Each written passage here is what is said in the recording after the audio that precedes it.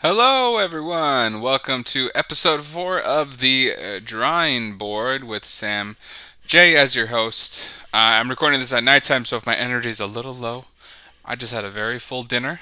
Some delicious zucchini noodles. Trying to stay away from pasta. You know how that goes, everybody. Maybe you don't. Maybe you're fortunate that you can say, I can handle carbs in my diet. Well, I cannot. I love rice and pasta. That is my vice. Rice is my vice.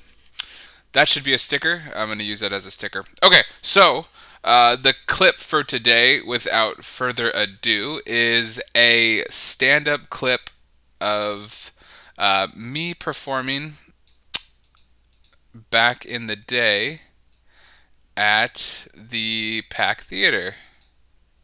Oops. And let's see if it will play. Oh, bear with me, technical difficulties.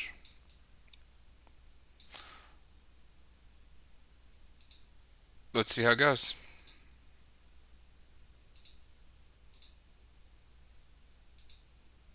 His first sketch comedian slash stand up is on a sketch team with DK Rodimer. Yes, very good friend of mine. You can catch him the third Wednesday of every third Wednesday of every month at 10:30. I saw him in at the SF Sketch Fest just slay it to this really drunken crowd. It was amazing. Ladies and gentlemen, give it up for Sam J.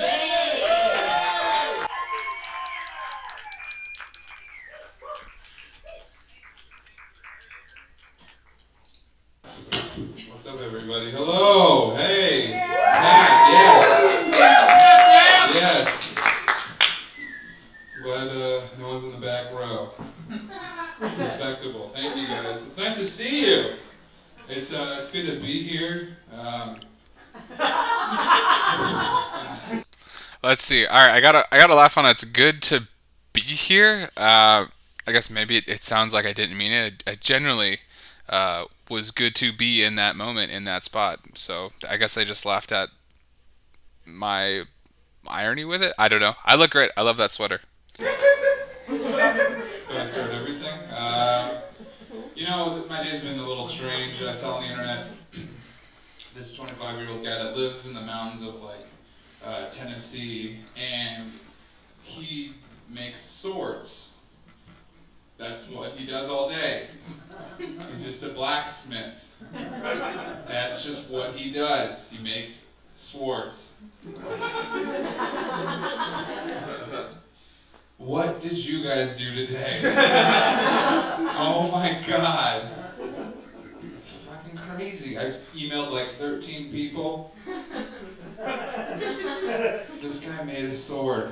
Oh my god. We're not. I'm a softie. I'm not a man's man. I really want to be like. We're just different. We're programmed differently. Okay, so that joke. All right, the first joke. I do like it. I remember. I guess the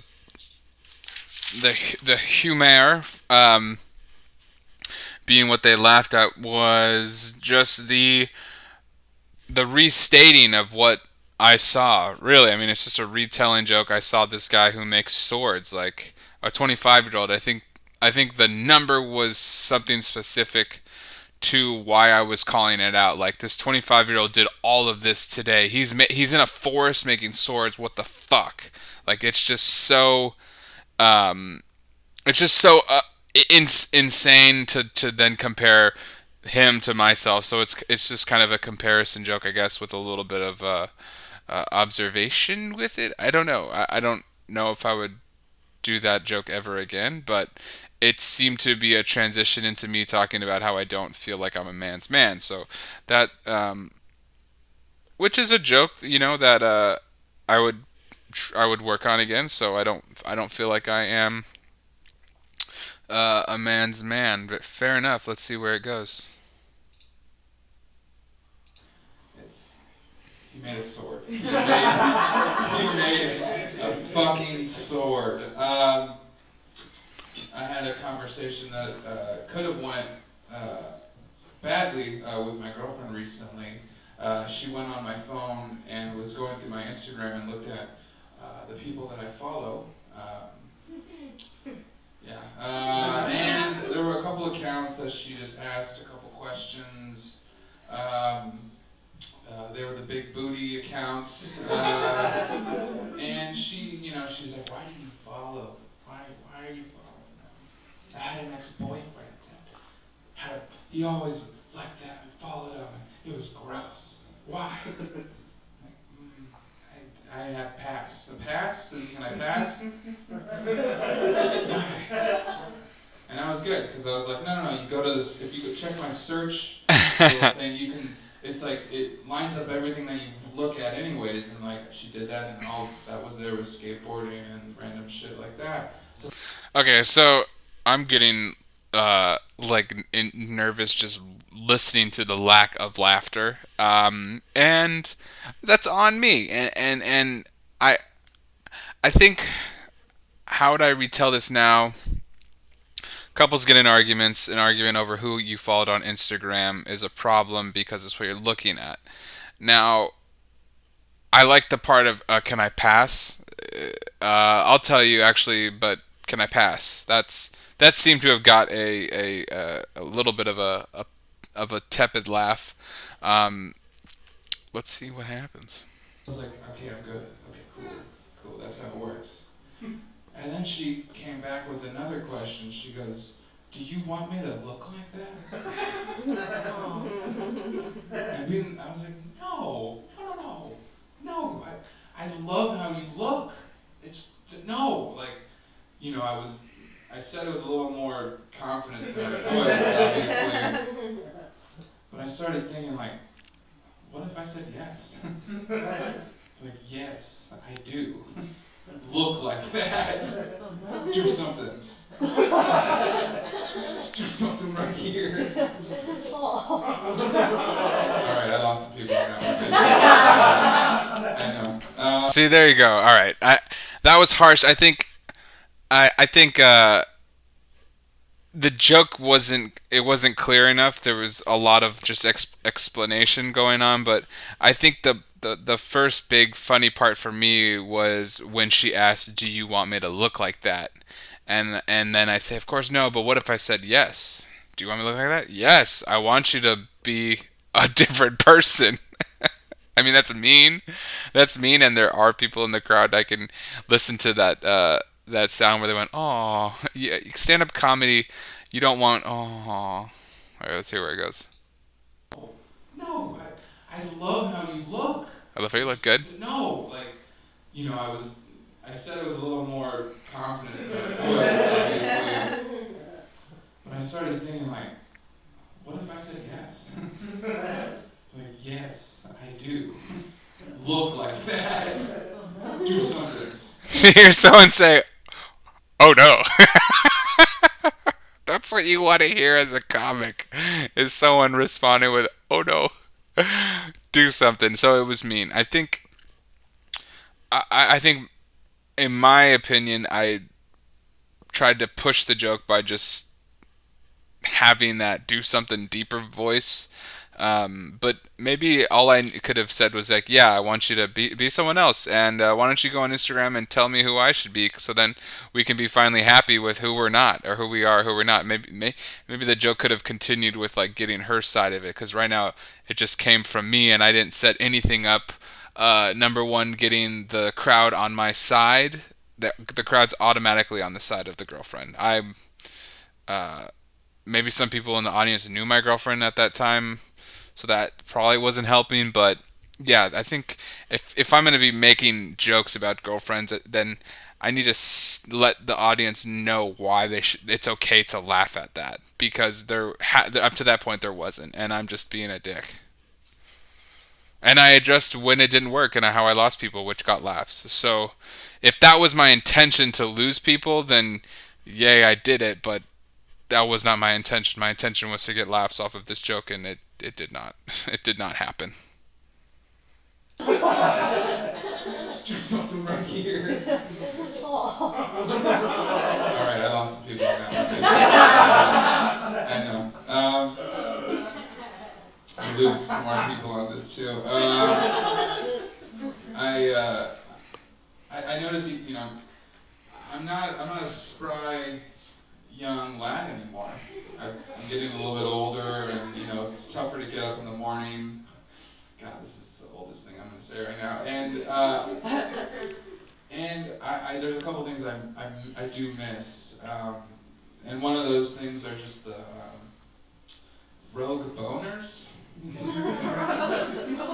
losing more people as I talk. Come on, right, ladies? Rogue boners? Yeah, yeah.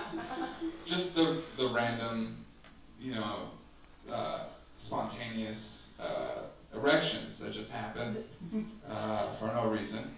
It happened a lot in school. It's like 3 o'clock. Okay, I do like this joke. I have shorter versions of that. I think I took forever to set up essentially what the bit is that I'm getting older, and one thing I missed that I didn't think I would miss are the rogue boners that I would get when I was a young man. God, those rogue boners would come out of nowhere any time of the day.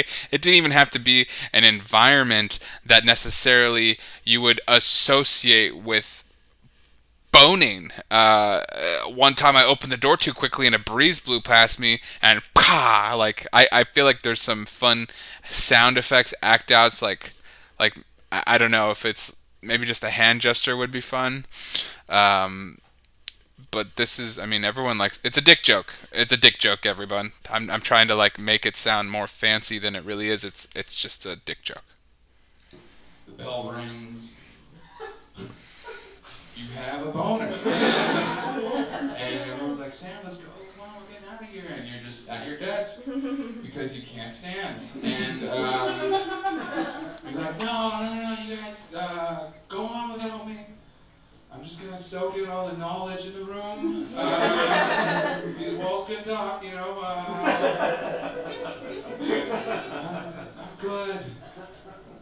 I had an instance where a friend of mine actually saw that I had a growth boner, and oh, number I wanted to point out was the embarrassment. People are recognizing that embarrassment, and me explaining that embarrassment of like, there were days I couldn't get out of the desk at the end of the day. My friends were like, "Come on, Sam, let's go and play." And I'm like, "I'm good. Actually, I gotta finish up some stuff. I got a lot on my plate. I don't think I can really take off that. I got a lot of stuff. I got a presentation to do. I'm trying to soak. I think just that funniness of making the excuse of I got a lot of stuff to do. I'm actually I'm not done. I'm gonna soak in some more of the learning that's going on in the room. You guys go out and have fun and play. I'm gonna stay right here in this desk with my feet directly below the desk.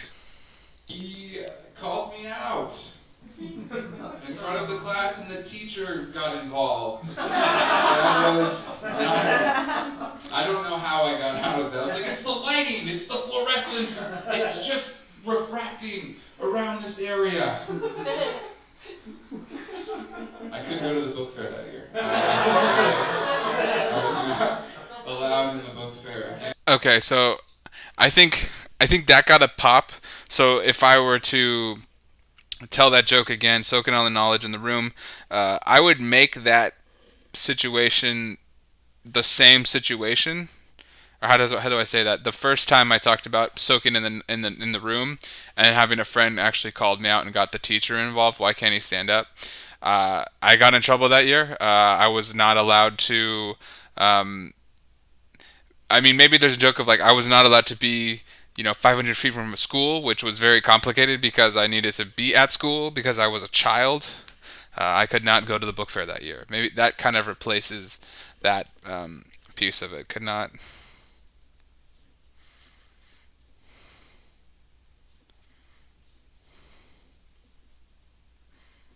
From school. Yeah, I mean that. Who knows? Let's keep going. And what I'm saying is I miss road boners. Very fond of them. Don't get Okay. Thank you guys. I'm Sanjay. Have a good night. Keep it up for your host. Yes. Okay. Okay. Let's bring this out. 1 second, everybody. Talk amongst yourselves. That was a short That was a short one. Uh, I don't know if that's still a dick joke, but and okay, I couldn't get out of that moment. I was at that 6 minute mark, and I think I was probably getting the light, and the set didn't go that well, and I wanted to close on a laugh, but unfortunately, uh, couldn't go within. Oh, the line was, I think there was a line that I said that I miss rogue boners, and then I think I like looked down to see if maybe I had a rogue boner in that moment. Uh, I don't know if people in the back of the theater could see what was happening, but um, yeah, I feel like the funniest line in that joke would have been, "I need to soak in the knowledge of the room," and even the teacher was wondering. The teacher had to lock up and like, "You got to go," and eventually the teacher saw that I had a rogue boner and called my parents. And you know what? For the rest of that year, I couldn't go within 500 feet of a school. I had to go to class with the pedophiles or something. I had to go to class with. I was homeschooled. Um, I feel like that's the end of that joke. The rogue boners getting older. That's funny. I think the word rogue boner is like getting older. Some things I do miss. Rogue boners. There might rogue boners are the worst embarrassment. I think before getting into rogue boners, I could do a little bit of a compare and contrast between my relationship with boners now as a man versus how they were as a kid. How getting going through puberty, your body is changing and there's full of surprises. And there's not a lot of stuff to really surprise you now as a 30-year-old man. Um, I don't. The topic kind of it's a little bit uncomfortable, but I mean, it's like that's why the joke has to be that much stronger, so that you're not just talking about dicks and boners without punchlines, just because you get tired of it. No one wants to hear about that shit. So the sword joke, 25-year-old who makes a sword. I just read about him. Maybe you could use that joke again. 25-year-old lives in the forest, makes swords. The guy makes swords. I mean, what the fuck? How does that happen? What did you do today? I didn't do shit. This guy's out there making swords. Are you kidding me? What does he think? He's Lord of the Rings? He needs to calm the fuck down. What does that guy think he is? Maybe I could take that joke, like the absurdity of it. Swords. God, man, men don't even make anything anymore. The only thing I barely make, $20,000 a year. I barely make my rent. I don't know, something make a sword, make a rent. And then conversation with my girlfriend about accounts. Do you want me to look like that? Yes, look like that. And as a matter of fact, what do you want me to look like? Actually, why don't we make this easier for each other and you just go and date someone else and I'll go date someone else instead of having this conversation. That that's really mean. It comes off as super mean, but like I said, if there was possibly a little bit of a reason why the audience would be on my side and not her, um, then that joke possibly could work and do a little bit better. But okay, then joke number three: getting older. I miss rogue boners. Okay, explaining rogue boners again. Um, I don't know that. I remember doing those two shows. It was Sketch Does Standup at the Pack Theater, and I think I did two of those.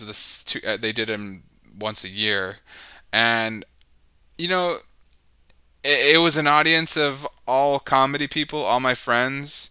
So there was, people that were gonna laugh and see how silly I was, regardless of like the material that I did. People who were just like, "Oh, that's Sam, ha ha ha," like we're just gonna give you the easy laugh. And then there's the other side of it, are the comedy people who are like, I'm not a easy laugh, or I think it's funny, and I'm just thinking about how it's funny, but not laughing. So that's always a harder crowd, I think, to perform in front of uh, than an actual audience. But I don't know. I can keep making excuses for this set, but at the end of the day, I think it needs work. It does need work. It's got to go back to the drawing board. That's why we're here. You know what I mean? That's the whole point of this. It's not just to feel down and negative and shitty about, oh man, that wasn't that funny. Well, yeah, I mean, it was a free show. No one paid for it. I didn't get paid for it, certainly. So you get what you pay for. I'm gonna I hope that's not being a too dick. I'm tired. I've had tons of pasta, zucchini pasta, and I'm upset that it wasn't real pasta. I'm not gonna lie. I am very upset it wasn't real pasta. It should have been real pasta, but again, I have imposter syndrome. Okay, there you go. You can have that. You have it. It's free. I don't need it. I don't need it. I'm never gonna tell that joke again. I am gonna write it down though.